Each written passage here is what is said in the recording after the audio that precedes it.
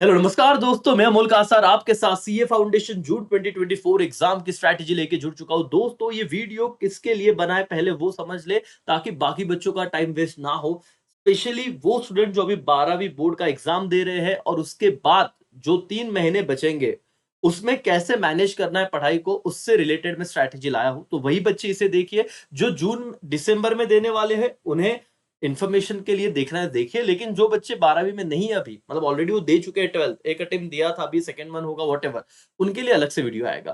तो पहला तो क्लियर हो गया कि किन बच्चों ने ये देखना है जो बोर्ड एग्जाम के बाद तुरंत सीए एग्जाम देना चाहते हैं। रजिस्ट्रेशन आई होप आपने कर लिया होगा। अगर आपने एग्जाम फॉर्म नहीं भरा तो भर लीजिए वो वाले बच्चे, और आई होप आपने भरा ही होगा, क्योंकि लास्ट डेट मेरे हिसाब से 21 फेब है और विथ लेट फीस 1 मार्च। अगर एग्जाम फॉर्म नहीं भरते तो आपको सीए फाउंडेशन का जून अटेम्प्ट नहीं देते आएगा। आई होप मैसेज बिल्कुल क्लियर है आप लोगों के लिए, और आपने वो कर लिया होगा। अगर नहीं किया तो डेफिनेटली वैसे कमेंट कीजिए, हम आपको बताएंगे, पर्टिकुलर वीडियो प्रोवाइड करेंगे। ओके सर और मैडम, ध्यान दीजिए। जैसे ही आपका 12th का एग्जाम खत्म होगा दोस्तों, मुझे पता है कि बहुत सारी चीजें नई आ चुकी है। मतलब आप लोगों को इकोनॉमिक्स 5 चैप्टर नए आए हैं। अकाउंट्स में तो बहुत चीजें कम ही हुई है ना। मतलब आप देखो, average due date, consignment, account current, ऐसे जो स्पेशल वो चैप्टर था स्पेशल ट्रांजैक्शन का, उसमें सिर्फ बिल्स ऑफ एक्सचेंज रहा, बाकी सारी चीजें हट चुकी है। और एक बात बताओ दोस्तों, अकाउंट की खासियत, मतलब ये देखिए, एनपीओ जो चैप्टर है दोस्तों, आपका 12th जैसा ही एज इट इज रह गया पहले ना। अभी ये मैं देख के बता रहा हूँ, मतलब ऑलरेडी मैंने पढ़ाई शुरू की है कि कैसे आप लोगों को सारी चीजें ना क्रक्स में बताओ और सही ढंग से आप रिजल्ट डालो। पहले ना रिसीट एंड पेमेंट और इनकम एक्सपेंडिचर, मतलब इनकम एक्सपेंडिचर क्वेश्चन हुआ करता था, हमें रिसीट एंड पेमेंट अकाउंट बनाना होता था। बैलेंस शीट तो ठीक है हम बनाते ही है, लेकिन इस तरह के सब में बहुत उलझन होती थी। तो अब आपका जैसे 12th का है, बस वैसे सेम कंसेप्ट से आपको फाउंडेशन पढ़ना है। वो नई चीज, वो नया एलिमेंट नहीं रखा है। सिंगल एंट्री एक नया चीज ऐड हुआ है, लेकिन वो बहुत मैनेजेबल है दोस्तों। मैं आपको बताऊं, एक देखो आपका शेड्यूल, अगर इलेक्शन की कोई बीच में बात नहीं आ जाती, आगे पीछे नहीं होते, या फिर इलेक्शन विद इन टाइम खत्म हो जाते हैं, तो आपका शेड्यूल यही रहने वाला है। 20 जून को आपको अकाउंट का पेपर है, आपका 22 को लॉ है, 24 मैथ्स, 26 इको। तो ऐसे आपका ये एग्जाम पास होने की प्रोबेबिलिटी कितनी है सर? जो बच्चा टेंशन लेगा दोस्तों, उसका तो ऐसे भी हाल बहुत बुरे हो जाते हैं सीए के एग्जाम में, क्योंकि इस बार 96,021 46 समथिंग कुछ तो बच्चे 96,000 तो फेल हुए हैं। और क्यों फेल हुए सर? पढ़ाई नहीं कर रहे थे ऐसा नहीं, हमारे साथ के कुछ कांटेक्ट के बच्चे हैं जो 210 मार्क्स लाके फेल हुए। तो सीए इट्स नॉट अबाउट कि आपको सारी चीजें पढ़नी है। इट्स ऑल अबाउट कि आप स्ट्रेटेजिकली क्या चीजें करते हो। सर आपको मैं बताऊं, आप जैसे एग्जाम दे के आओगे, मैं आपके लिए थोड़ा प्लानिंग लेके आया हूँ दोस्तों। यहाँ पे देखिए, आप आपको थोड़ा इससे समझेगा।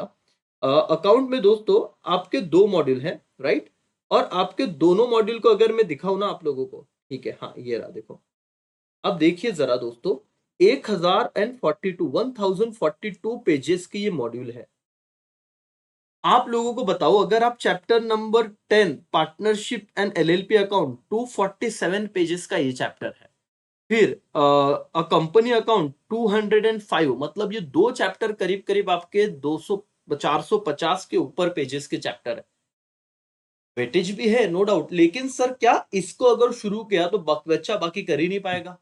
तो मॉड्यूल 2 में मेरे हिसाब से अगर आप पढ़ना चाहते हो, अकाउंट में सही स्कोर करना चाहते हो बेटा, तो आप लोगों को एनपीओ बहुत अच्छे से करना है और इनकम्प्लीट रिकॉर्ड, ये दोनों को पहले खत्म करना है प्रायोरिटी में।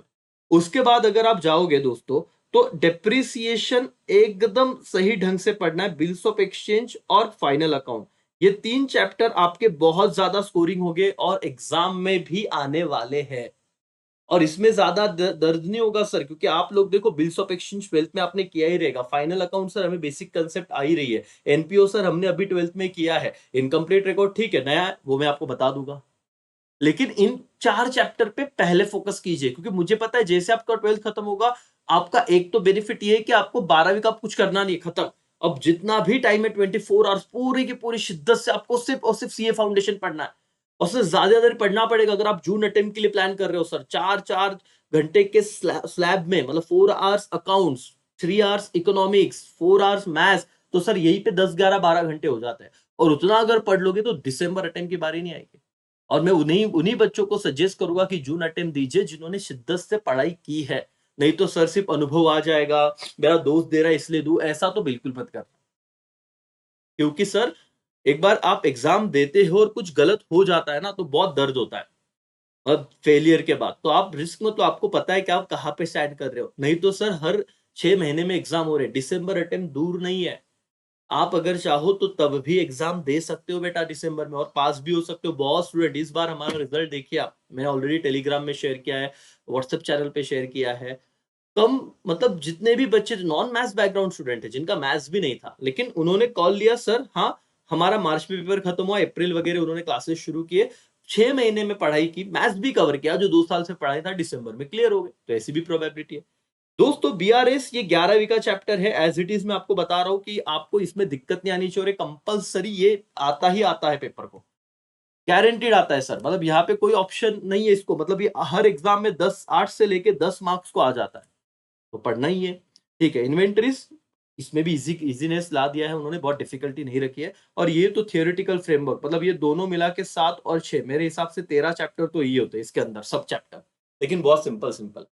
इस चैप्टर में क्या पता है, अकाउंटिंग प्रोस में journal, ledger, trial balance, subsidiary books, ऐसे रेक्टिफिकेशन ऑफ एरर, और इतना सही करवा के दूंगा कि कोई दिक्कत नहीं रहेगी। तो अकाउंट्स में आपको टेंशन नहीं लेना है, अकाउंट्स में अभी कैलकुलेटर भी अलाउड है, तो आप लोगों को एक एक सही ढंग से एक ना, अकाउंट्स में तो आप, मैं बोल रहा हूँ कि इस एग्जाम में जो जून सोच रहा है सर, 70+ मार्क्स मिनिमम बोल रहा हूँ, ठीक है ना, इतना तो हमें आ ही जाएगा। सर ज्यादा सोचिए मत, आप बोलोगे सर हम तो 100 लाने की सोचे, बेटा सोचना अलग है, रियलिस्टिक बात कर रहा हूं, इतना तो मिनिमम सर आएगा, और उस स्ट्रेटेजी से मैं पढ़ाऊंगा। लॉ की आप बात करोगे सर, लॉ का बताओ ना क्या सीन है बेटा। लॉ में सिर्फ 2 चैप्टर आपको पता है कि वो एक पहला वन और एक लास्ट वन, ऐसे 2 चैप्टर आपके इंक्रीज हुए हैं, नेगोशिएबल इंस्ट्रूमेंट करके, 7th वन। तो बाकी तो कॉन्ट्रैक्ट वही है, सेल ऑफ गुड्स वही है, पार्टनरशिप वही है, एलएलपी वही है, कंपनी अकाउंट वही है, तो बाकी चैप्टर आपके इतने चेंजेस नहीं हुए उसमें। हाँ, आपने पहले पढ़े होगे ठीक है, नहीं पढ़े भूल गए तो अभी भी 3 महीने सर, 190 डेज प्लस है, आप वहां पे पूरे शिद्दत से लिमिटेड चीजें करना, लेकिन सब मत करने जाना, मैं आपको टाइम टू टाइम वो भी गाइडेंस दूंगा। रही बात इकोनॉमिक्स की दोस्तों, जो मैक्रो इकोनॉमिक्स का पार्ट ऐड हुआ है ना, बीसी के हट गया, जैसे लॉ में बीसीआर हट गया, बीसी के हट गया, और ये जो 5 चैप्टर उन्होंने इको में ऐड किए, मैं आपको क्या बताऊं, उसका भी हम लोग प्रिपरेशन, नोट्स बनाना, एमसीक्यूज लाना हमने शुरू किया है। और मैंने जो अनुभव किया, मैं आपके साथ अगर शेयर करूं दोस्तों, यहाँ पे मैंने लिख के रखा है सारे चैप्टर, मैं आपको बताना चाहूंगा दोस्तों कि इकोनॉमिक्स में आप लोग देखिए, ये जो बाद के 5 चैप्टर ऐड हुए, नेशनल इनकम हो गया, इंटरनेशनल ट्रेड हो गया, इकोनॉमिक पॉलिसीज हो गया, इसमें इतने सारा कंटेंट है कि बच्चों को टाइम ज्यादा लगने वाला है। एमसीक्यू से माना पहले बहुत स्कोरिंग हो जाता था, लेकिन पहले 5 चैप्टर आज भी वही है सर। मतलब आप लोगों ने, जिन्होंने 12वीं के बाद एग्जाम देने की सोची है, उन्होंने डेफिनेटली ये पहले से पढ़ाई करके रखी होगी, थोड़ा बहुत पढ़ा होगा, तो जब भी तुम वापस अपना रीस्टार्ट करोगे पढ़ाई, तो इन्हें पहले साथ में रखना। अगर आप 3 घंटे इको की पढ़ाई का प्लान कर रहे हो, तो सर पहले 1 से 1.5 घंटा आपको ओल्ड वाला जो आ रहा है उस पर ज्यादा फोकस करना है, क्योंकि आपका स्कोर इधर ही बढ़ने वाला है। इधर बहुत सारी चीजें दी, मैं डरा नहीं रहा हूं, लेकिन हाँ हो जाएगा 3 महीने में, 3 मंथ्स में सफिशिएंटली हम लोग ना ये आराम से कंप्लीट कर लेंगे। इको में कोई दिक्कत नहीं है, अकाउंट्स में कोई दिक्कत नहीं, हमें सिर्फ लॉ में मेहनत करनी है। और मैथ्स, मैथ्स में सर आप लोग 60 मार्क्स के लिए, जिन बच्चों को बहुत डर है, बहुत ज्यादा एक्सट्रीम लेवल डर है कि मैथ्स की वजह से फेल हो सकते हैं, बेटा 60 मार्क्स, हमारा जो लॉजिकल रीजनिंग है वो 20 मार्क पकड़िए, स्टैटिस्टिक्स जो थ्योरेटिकल पार्ट ज्यादा है उसमें, ठीक है ना, मैथ्स तो अलग है 40 मार्क का, स्टैटिस्टिक्स उसमें फोकस कीजिए कि कैसे 20-25 मार्क्स बने, चैप्टर का भी हम डिस्कशन लेके आएंगे बाद में। और फिर बचता है मैथमेटिक्स, उसमें सर आपके कुछ रेशियो प्रोपोर्शन जैसे चैप्टर है ना, डेरिवेटिव इंटीग्रेशन, पूरा ऑप्शन को छोड़ा तो भी चलेगा सर, मैं ये पूरे एग्जाम ओरिएंटेड बात बता रहा हूं। अगर कोई बच्चा बोलेगा नहीं सर हम तो सब करके जाएंगे, देखना रिजल्ट देख लो दोस्तों। मैं बोल रहा हूं कि आपको फाउंडेशन पास होना बहुत जरूरी है। अगर आप पिछले 1.5-2 साल से पढ़ाई कर रहे हो, तो आप एलिजिबल हो कि आप 3 महीने में भी एग्जाम क्रैक कर सकते हो, लेकिन स्ट्रैटेजी से जाना पड़ेगा सर, क्योंकि जितने भी रिजल्ट आए ना, सीए में सिर्फ एक बात पूछी जाती है, पास और फेल, कोई मार्क्स नहीं पूछे जाते हैं। हाँ, आप बहुत मेहनती हो, आपका रैंक लेवल के मार्क्स आ गए, अच्छी बात है, लेकिन अब पूरा फोकस आपका होना चाहिए फाउंडेशन के बाद में आऊंगा ही। एक छोटा सा वीडियो था जो जून 2024 में देने वाला है आफ्टर 12, आप डरना मत, आपको प्लानिंग के साथ पढ़ना है। मेरा दोस्त क्या कर रहा है, उसने बहुत अच्छे से पढ़ा था सर। देखो कंपटीशन हेल्दी हो, लेकिन कंपैरिजन अगर गलत हो गया तो आप अपनी नैया भी डुबा दोगे, है ना। जून की दिसंबर ये भी एक बहुत वाइज कॉल होगा, लेकिन आपने जून डिसाइड किया है, तो ये कुछ चैप्टर है बेटा अकाउंट्स के जो डेफिनेटली तुम्हें अच्छे से करने हैं, जो एग्जाम में बहुत अच्छे लेवल से आ जाते हैं। ठीक है, और इसको प्रायोरिटी देना पहले। आपका पासिंग से ज्यादा 50-60 से ज्यादा मार्क्स कवर हो जाएंगे। ठीक है, लॉ में आप लोग ऑलरेडी पहले चैप्टर्स कर चुके होंगे, कॉन्ट्रैक्ट हो गया, सेल ऑफ गुड्स एक्ट हो गया, कंपनी अकाउंट है, उस पे ही ज्यादा फोकस रखिएगा। नेगोशिएबल सर 10 से 12 मार्क्स का वेटेज मैं बताऊंगा कैसे, 14 मार्क्स तक है। सब चीजें आपसे डिस्कस होगी, लेकिन डरना नहीं है सर। हमारे पास दिन कितने हैं आप देख लीजिए, 90 डेज के करीब है। अगर आप 15 मार्च से भी पढ़ाई चालू करते हो और 90 डेज में अचीवेबल है टारगेट।